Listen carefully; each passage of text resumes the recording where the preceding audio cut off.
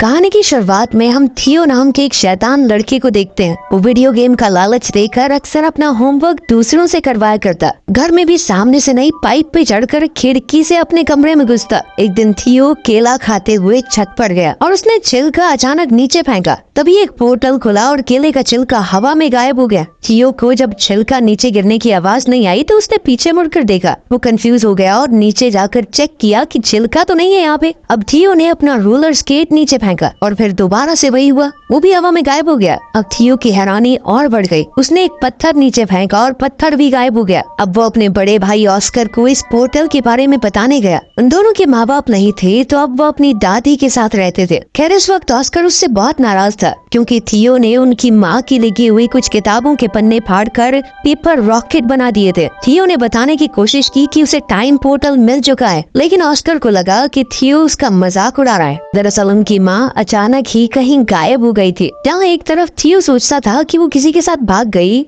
वहीं ऑस्कर का मानना है कि वो एक काबिल साइंटिस्ट है जो कि टाइम पोर्टल्स को ढूंढ रही थी और शायद अब किसी और समय में फंस चुकी हैं। वो उनकी रिसर्च को समझकर अपनी माँ को वापस लाना चाहता था। अब दोनों भाइयों में लड़ाई बढ़ती जा रही थी। इसी बीच दादी ने उन्हें कुछ खाने के लिए बुला लिया। दादी के आगे वो दोनों शांत रहे, लेकिन दादी के जाते ही दोबारा बहस शुरू हो गई। ऑस्कर ने गुस्से में थियो को एक आधी गाली बक दी, जिसके बाद थियो ने गुस्से में ऑस्कर का टर्टल पोर्टल में फेंक दिया। ऑस्कर बेचैन होकर हर जगह अपने प्यारे टर्टल को ढूंढने लगा, जिसके ना मिलने पर ऑस्कर ने हर जगह अपने टर्टल की मिसिंग पोस्टर्स लगाए। ऑस्कर उस टर्टल के बहुत करीब था। वो उससे अलग होकर बस रोता रहता। जल्द ही थियो को अपनी गलती का एहसास हुआ और उसने सब कुछ ठीक करने के लिए पोर्टल में कूदने का सोचा। पोर्टल में कूदते ही थियो भी वहाँ पहुँच गया जहाँ सब कुछ पड़ा था जो उसने पोर्टल में फेंका था। टर्टल भी वहीं पर था। थियो टर्टल को लेकर घर चला गया और वापस वहीं रख दिया, जिसके बाद वो चुपचाप सो गया। लेकिन अगली सुबह कुछ बहुत अजीब हुआ। थियो अभी सो ही रहा था, लेकिन ऑस्कर काम के लिए तैयार हो गया। अब ऑस्कर की उम्र काफी बढ़ चुकी थी। थियो दरअसल उस पोर्टल की मदद से 1990 से 2022 में आ गया था। यहाँ ऑस्कर एक फिजिक्स का प्रोफेसर है। जल्द ही ऑस्कर डेविड नाम के एक आदमी की दुकान पर कुछ सामान लेने गया। कुछ देर बाद इस दुकानदार की बेटी एलिना भी वहाँ आ गई। डेविड और एलिना काफी समय से अच्छे दोस्त हैं।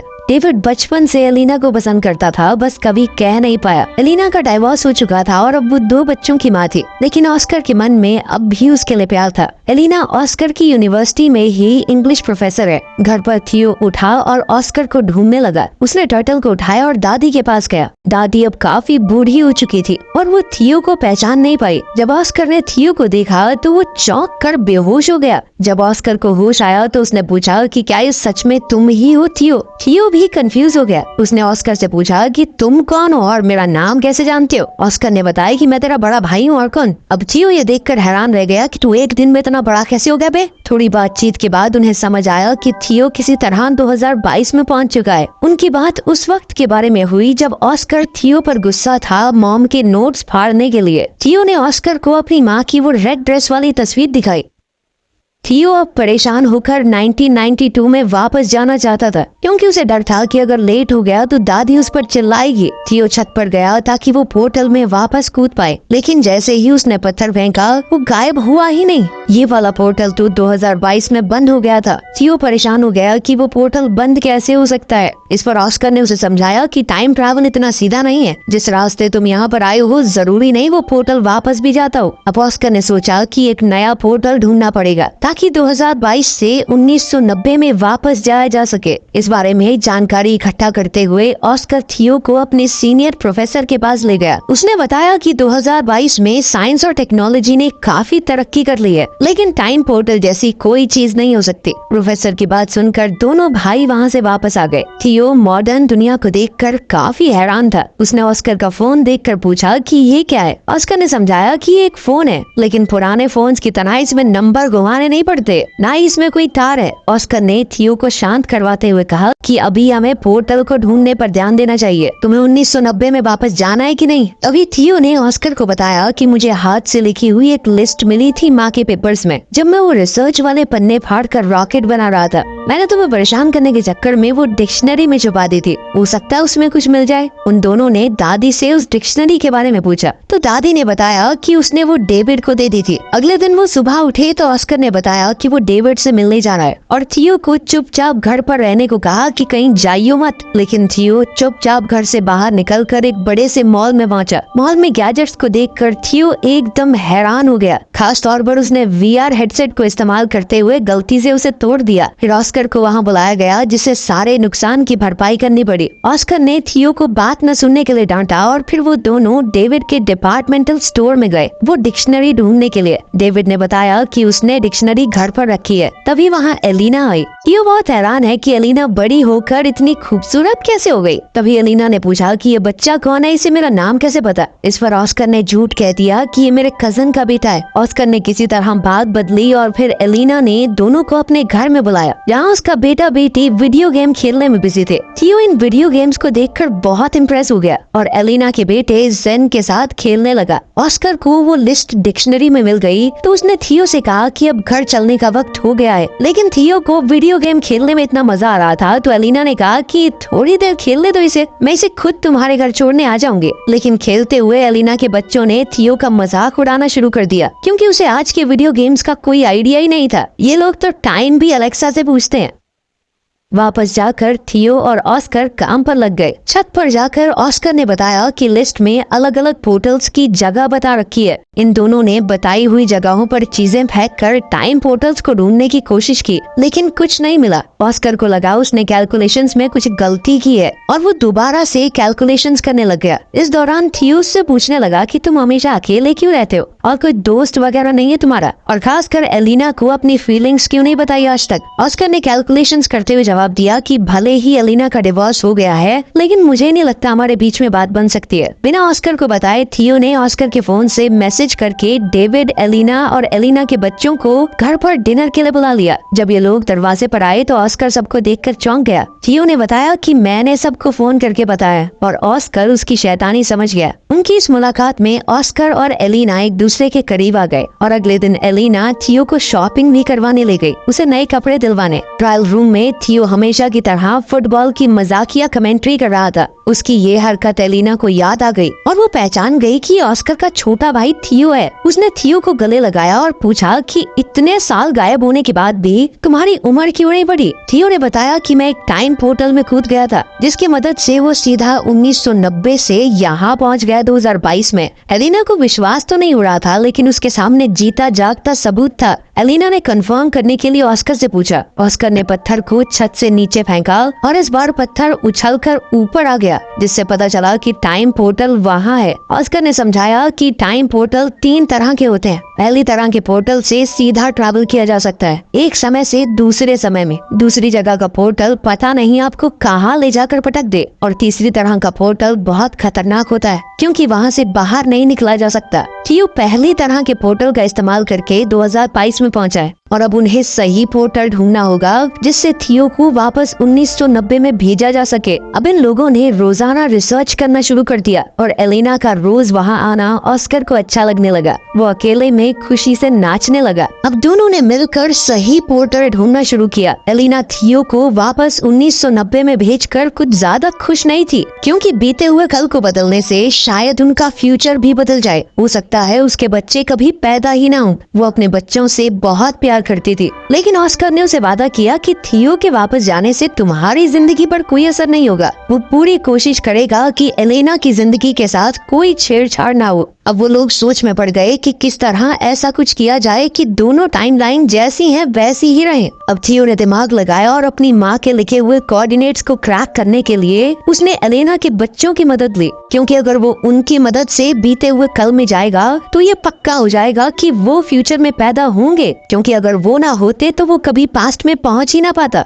अब तीनों ने मैप का इस्तेमाल करके एक बीच का रास्ता ढूंढा जो थियो के हिसाब से एक टाइम पोर्टल है। उसकी मदद से वो 1990 में वापस जा सकता है। एक्साइटेड होकर थियो ने बीच के पानी में छलांग लगा दी और ना चाहते हुए भी ब्रेंडा और नेथन को उसके साथ कूदना पड़ा। किनारे पर पहुंचते ही वो सब हैरान रह गए क्योंकि वो शहर जहाँ से वो आए थे वहाँ अब सिर्फ पहाड़ थे, जिससे ये पता चला कि अभी वहाँ पर शहर बसा ही नहीं है। मतलब वो पास्ट में तो पहुँच चुके थे लेकिन बदकिस्मती से 1990 की बजाय बजाय ये लोग और भी पीछे 1949 में आ चुके हैं। अब एक अनजान जगह पर फंसे हुए वो तीनों ये समझने की कोशिश कर रहे थे कि आखिर उनके साथ हुआ क्या। दरअसल इन तीनों ने दूसरी तरह के पोर्टल का इस्तेमाल किया था जो उन्हें किसी भी रैंडम समय में पहुंचा देता है। वहीं 2022 में परेशान एलेना ने ऑस्कर को फोन करके बताया कि थियो और दोनों बच्चे गायब हैं। ऑस्कर ने बताया कि शायद उन्हें 1990 वाला पोर्टल मिल गया है और अब ऑस्कर और एलेना को भी उन्हें वापस लाने के लिए वहां जाना होगा। 1949 में इन तीनों के पास ना तो पैसे हैं, यहाँ पर उनका फोन भी काम नहीं कर रहा और तो और अब तीनों बच्चे भूख से भी परेशान थे। तभी ब्रांडा और नेथन ने दिमाग लगाया कि हम अपने गैजेट्स का इस्तेमाल करके एक mind reading magic show perform कर सकते हैं। नेथन थोड़ा दूरी पर बैठ गया और ब्रांडा ने अपनी आंखें बंद कर ली। थियो एक बोर्ड पर नाम लिखकर सामने खड़ा हो गया। अब वायरलेस ईयरफोन्स का इस्तेमाल करके नेथन ने नाम पढ़कर ब्रांडा को बताया और लोगों को लगा कि ये जादू है। लड़की बिना देखे नाम कैसे बता रही है, इसके पास जरूर कोई शक्तियाँ हैं। ऑडियंस बहुत खुश हुई और सब तालियां बजाने लगे। इससे उनके पास पैसे तो आ गए, लेकिन जल्द ही पुलिस ने ये सब देख लिया। पब्लिक में बिना परमिशन ऐसा कुछ काम करने की मनाही थी। थियो ने जैसे ही पुलिस को आते देखा, उसने अपने साथियों को वहाँ से भागने का इशारा किया और तीनों तुरंत वहाँ से निकल गए। भागते हुए एक अनजान आदमी ने इन तीनों को किडनैप कर लिया और किसी अनजान जगह पर ले गया, जिससे अब इन बच्चों की जान पहले से और भी ज्यादा खतरे में थी। उधर 2022 में थियो और एलिना को 1990 के पोर्टल की एंट्री मिल गई। दोनों ने हाथ पकड़े और पोर्टल में कूद गए। एलिना सच में टाइम ट्रैवल करके ऐसा महसूस कर रही थी मानो सपना देख रही हो। 1990 में थियो के मिसिंग पोस्टर हर जगह लगे हुए थे। 1949 में बच्चों को किडनैप करके वो आदमी एक ऐसी गैंग के पास ले आया जो सरकार के विरुद्ध थी। गैंग के लीडर ने पूछा कि इन बच्चों को यहाँ क्यों ले आए, तो इस आदमी ने बताया कि ये बच्चे गैंग का सीक्रेट कोड जानते हैं। थियो ने कंफ्यूजन में पूछा कि कौन सा सीक्रेट कोड वर्ड। उस आदमी ने बताया कि जो सीटी की आवाज थियो ने पुलिस से भागने के लिए निकाली थी वो इस गैंग का कोड वर्ड है। ये सीटी थियो को उसकी दादी ने सिखाई थी। तभी गैंग की एक जवान औरत वहाँ आई। ये थियो की दादी है। जब वो जवान थी, थियो को पता चला कि उसकी दादी कभी इस गैंग की मेंबर थी। यहीं से उन्होंने वो सीटी बजानी सीखी और उनसे थियो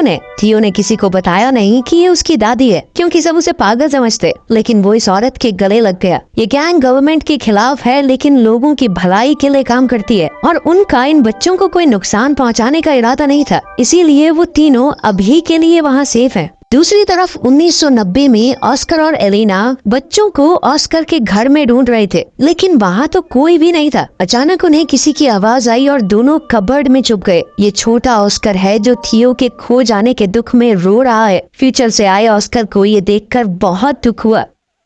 1949 में तीनों बच्चे उस गैंग के रहन सहन में ढलने शुरू हो गए थे, क्योंकि उन्हें लग रहा था कि वो जिस पोर्टल से यहाँ आए हैं वापस नहीं जा सकते। थियो की जवान दादी भी उनके साथ है, इसलिए थियो को ढलने में ज्यादा मुश्किल नहीं हो रही थी। थियो ने मौका देखकर अपनी दादी से कहा कि हमारे साथ एक फोटो ले लो और साथ ही अपनी दादी से कहा कि इस फोटो को हमेशा संभाल कर रखना। जब आप बूढ़े हो जाओगे तब भी इसे फ्रेम करवा के रखना। इससे साल 1990 में दादी के फोटो फ्रेम में अचानक चेंज आ गया। अब इस फोटो में थियो, ब्रांडा और नेथन भी दादी के साथ हैं। थियो ने 1949 में इस फोटो के पीछे टाइम पोर्टल की कोऑर्डिनेट्स भी लिख दिए, जिससे 1990 में मौजूद ऑस्कर और एलिना को उसे ढूंढने में मदद मिल जाए। अब ऑस्कर और एलिना को लगा कि उन्हें वापस 2022 में जाना होगा ताकि वो सही पोर्टल से 1949 में पहुंच सके और तीनों बच्चों को बचाकर वापस ला सके। एक बार 1949 में पहुंच गए तो सब लोग 2022 में जाएंगे और वहां से थियो को 1990 में वापस भेज देंगे। ऑस्कर और एलिना पहले 2022 में वापस गए और थियो के दिए हुए कोऑर्डिनेट्स का इस्तेमाल करके 1949 में पहुंचे।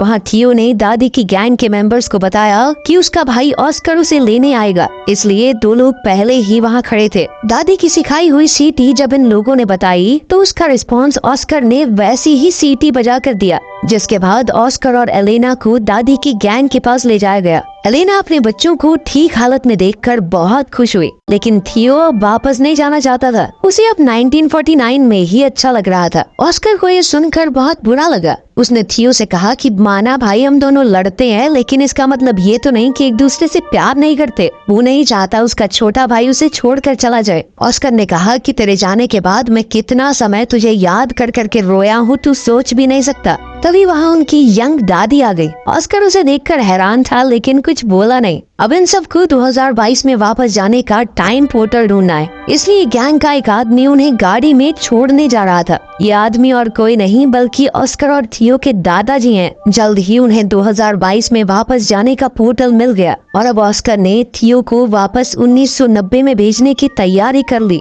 वो वाला पोर्टल वो पहले ही ढूंढ चुके थे उस कंस्ट्रक्शन साइट पर। थियो वापस नहीं जाना चाहता था क्योंकि 1990 में उसके पास कोई नहीं है, उसके माँ बाप नहीं थे, वो बहुत अकेला महसूस करता था। उसने ऑस्कर से कहा कि मैं अब तुम्हारे साथ रहना चाहता हूँ, तुम मुझे थोड़ी थोड़ी पापा की याद दिलाते हो। ऑस्कर ने बड़े प्यार से थियो को गले लगा लिया और समझाया कि 1990 वाला ऑस्कर भी बहुत अकेला है, उसे थियो की वहाँ बहुत जरूरत है। अगर तुम अच्छे से रहोगे तो मैं वादा करता हूँ कि मेरा छोटे वाला वर्जन भी तुम्हारा बहुत ध्यान रखेगा।